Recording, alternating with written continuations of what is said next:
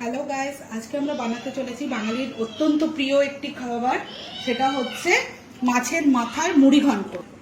এখানে আমি দুটো মাঝারি সাইজের মাথা নিয়ে নিয়েছি। অবশ্যই রুই মাছের মাথা, এটা কাতলা মাছের মাথা নয়। তার মধ্যে আমি একটু নুন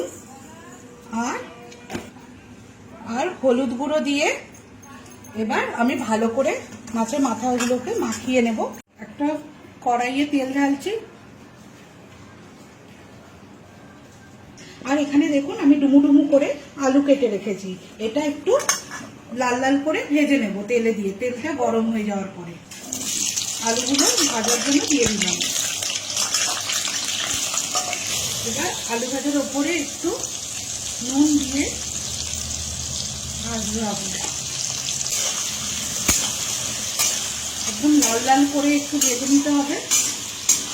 ভাজতে ভাজতে আমি একটু মশলাটা বানিয়ে নিই।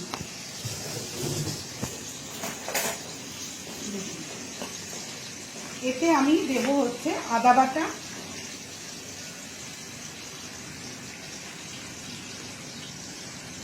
পরিমাণ মতো আদা বাটা,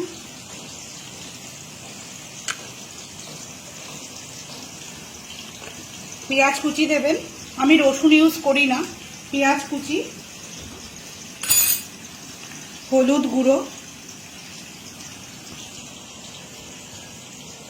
অল্প পরিমাণে জিরে গুঁড়ো।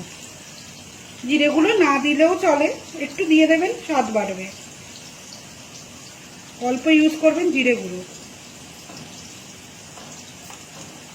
লঙ্কা বাটা, কেউ লঙ্কা বাটাও দিতে পারেন। আমি গোটা লঙ্কায় রান্নাটা সম্পূর্ণ করব।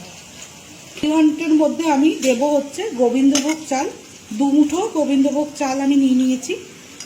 এই চালটাকে একটু ভিজিয়ে রাখতে হবে আগের থেকে, তারপর কষানোর সময় আমি চালটাকে দিয়ে দেব।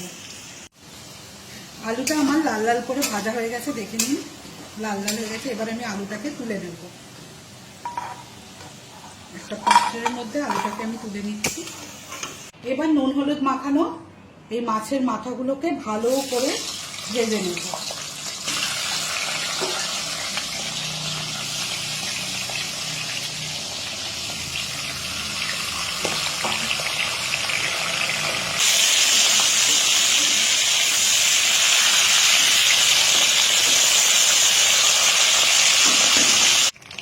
মাছের মাথাগুলো লাল লাল করে ভাজা হয়ে গেছে, একদম করকরে। এবার আমি মাছের মাথাগুলো তুলে নিচ্ছি। এবার আমি পেঁয়াজ কুচিগুলোকে একটু ভাজা করব লাল লাল করে। মাছের মাথাগুলোকেও দিয়ে দিলাম এর মধ্যে।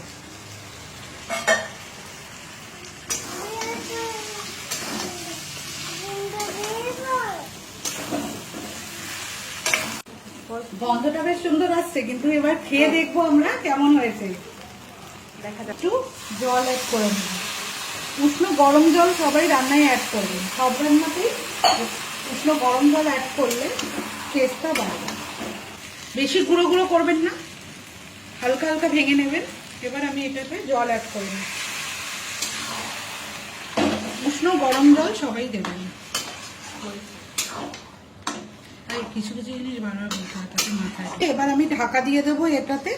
একটু তেল তেল যখন শুকিয়ে বেরিয়ে আসবে তেল তেল, তখন আমি এতে গরম মশলা ছিটিয়ে রান্নাটা নামিয়ে দেব। দেখুন তেল তেল বেরিয়ে এসছে। আর একটা কথা বলি, আমি মাঝখানে একবার তুলে নাড়াচাড়া করে নিয়েছি, না তো চাল দেওয়া আছে তো, তাহলে নিচটায় না তো লেগে যাবে। তাই জন্য একবার নাড়াচাড়া আপনারাও তুলে করে নেবেন ঢাকনা তো বকিস না দে এটা। এবার আমি অল্প করে গরম মশলা ছিটিয়ে এরপরে একটু নাড়াচাড়া করে একদম তেল তেল বেরিয়ে এসছে রান্নাটার। নাড়াচাড়া করে ব্যাস কমপ্লিট আমার রান্না। এই যে একটু মুড়ি ঘন্টটা এখন আমি খেয়ে দেখবো, দেখে আপনাদেরকে জানাচ্ছি কেমন হয়েছে। ভালো লাগলে অবশ্যই শেয়ার, সাবস্ক্রাইব আর লাইক করে দেবেন। আর আপনারা যদি কেউ এই রেসিপিটা বানান, অবশ্যই কমেন্টে জানাবেন কেমন লাগলো খেয়ে।